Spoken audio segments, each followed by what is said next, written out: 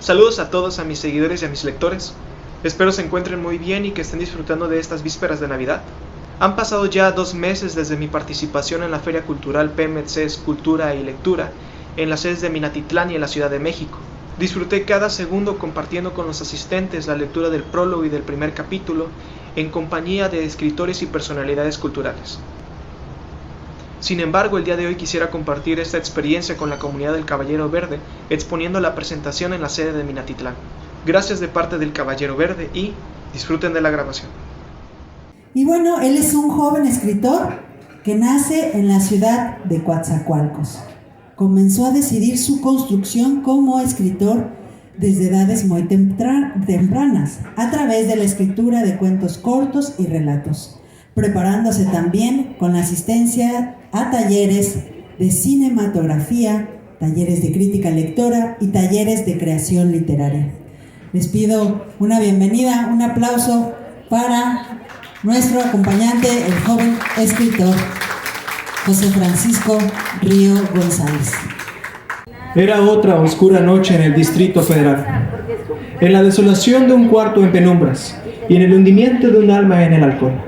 Cerca de la medianoche, la voz parasitaria le diría al rastreador: creía que el sueño era la única medida efectiva contra las pesadillas. Él siguió bebiendo para callarla, y entonces la voz lo posesionó y lo obligó a escuchar. Yo deseo que pienses en la luna y en lo tranquila que se ve, brillando sobre la ciudad que tanto amabas. El futuro se presentaba nublado, pero esa noche, solo esa noche, la luna brillaba por sobre todas las cosas. Por única vez, todo era como debía ser. Desdichadamente, nadie podía verlo, porque nadie había sufrido tanto como él, sintiéndose incorpóreo, en todas y en ninguna parte, vacío, como si le hubieran ido quitando la felicidad a porciones. Después, se adentró a su habitación y distrajo su mente tras hojando las páginas de un periódico en mano, cuando algo sobregiró las cosas de manera instantánea. El rastreador aguardó en una especie de suspensión amómida. La incertidumbre lo sobrecogió, teniendo la impresión de estar atascado en una fosa saturada de neblina roja.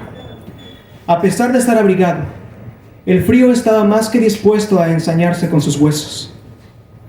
Poseído por un miedo horripilante, es que sus sueños se vieron mermados por la pena del titular en el periódico, que decía: la voz del pueblo ha desaparecido.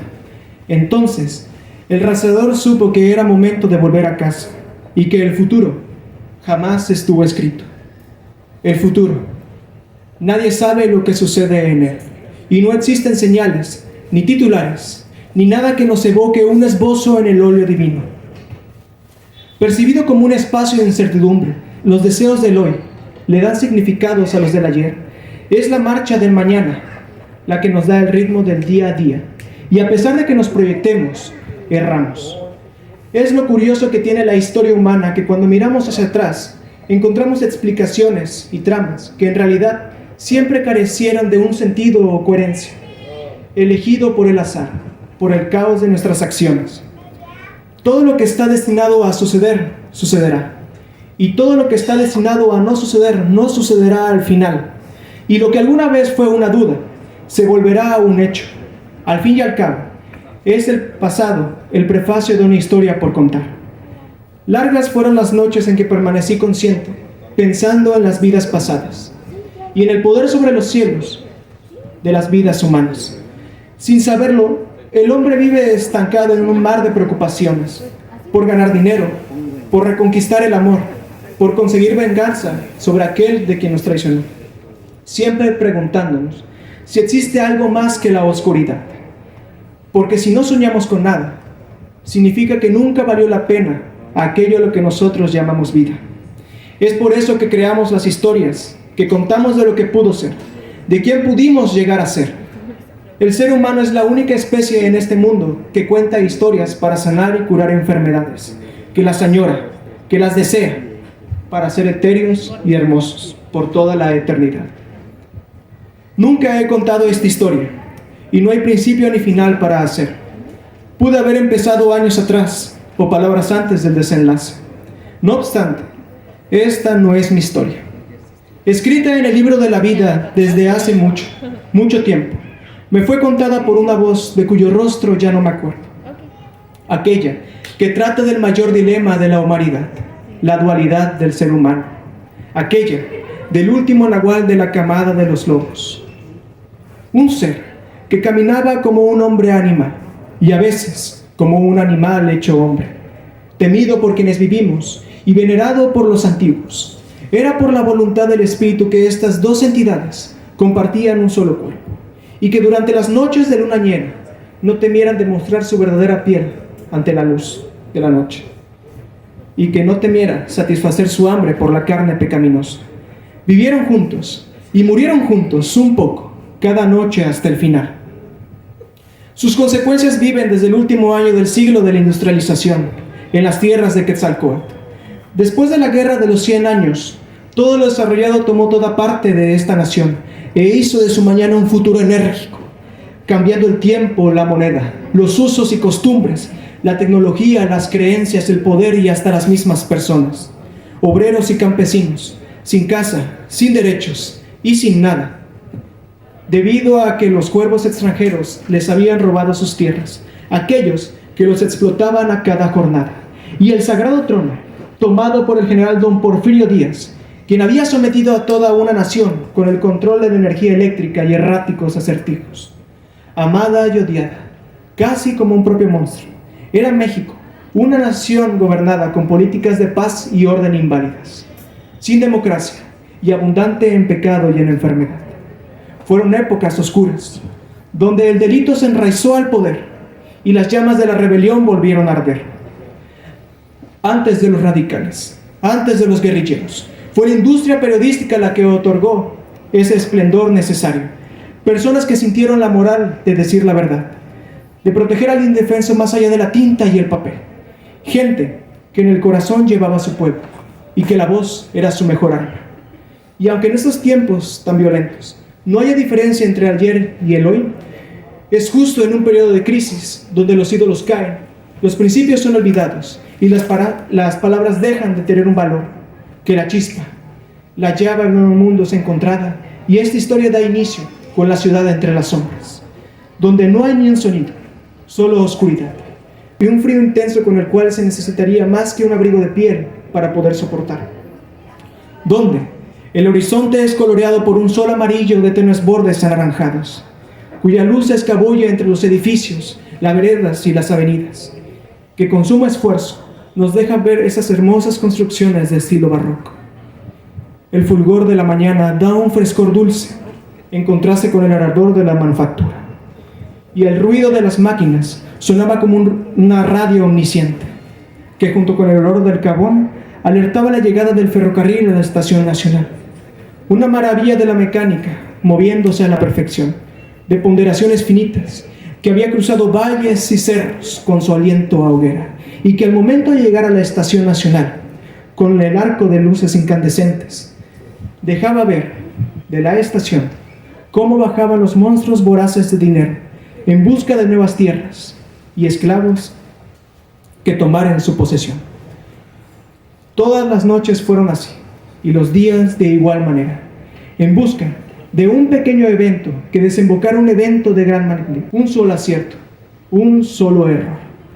Dentro de la interrupción prematura de un proceso ordenado, quedaba por verse si este era parte del orden o un fenómeno de una sola vez, fundamentada por la llegada de alguien que aún no decidía si revisitar su pasado o dejarlo atrás. Alguien que no reconocía su papel en dicho relato, pero que era parte, sin lugar a dudas. Si pudiera definirlo en una palabra, lo llamaría un rastreador. Un rastreador es alguien que rastrea, no que necesariamente encuentra lo que busca o que tiene una descripción de lo que planea hallar. Nunca podría desvarar al rastrear, aun si quisiera, ya que llevaba toda su vida rastreando algo sin saber por qué. Solo el tiempo le daría una pequeña demostración de la cosmovisión antigua, de los mitos y leyendas, de los dioses y sus monstruos. Verdaderamente, el hombre es el rey de los monstruos, debido a que supera la brutalidad de los mismos. Vivimos de la muerte de otros y somos como cadáveres andantes. No obstante, Para ser un monstruo no es necesario hacer algo en especial.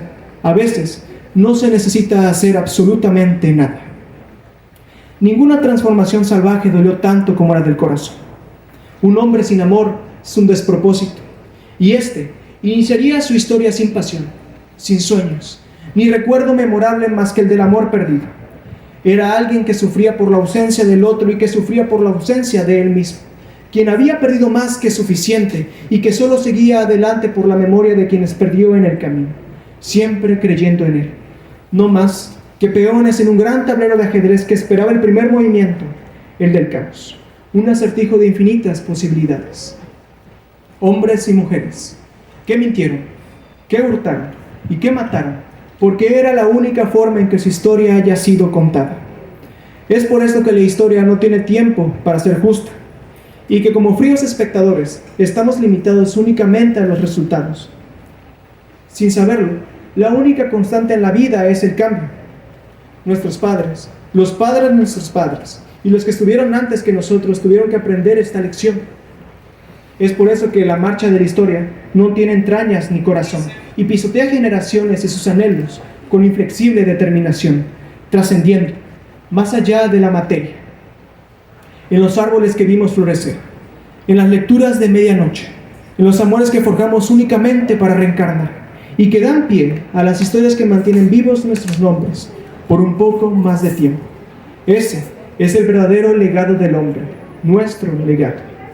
Esta es la historia de un largo tormento, de las palabras dañinas, del abuso de control y los riesgos de cristal.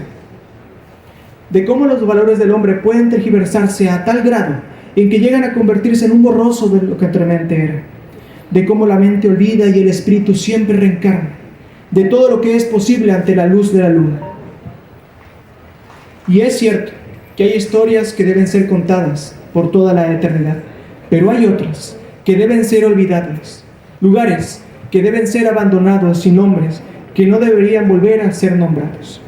Y si aún así estoy contando esta historia, recaigo sobre mí toda responsabilidad por haber querido exponer aquello que se oculta en la oscuridad, la duda, la pregunta crucial: ¿qué estamos dispuestos a dar por saciar nuestra hambre?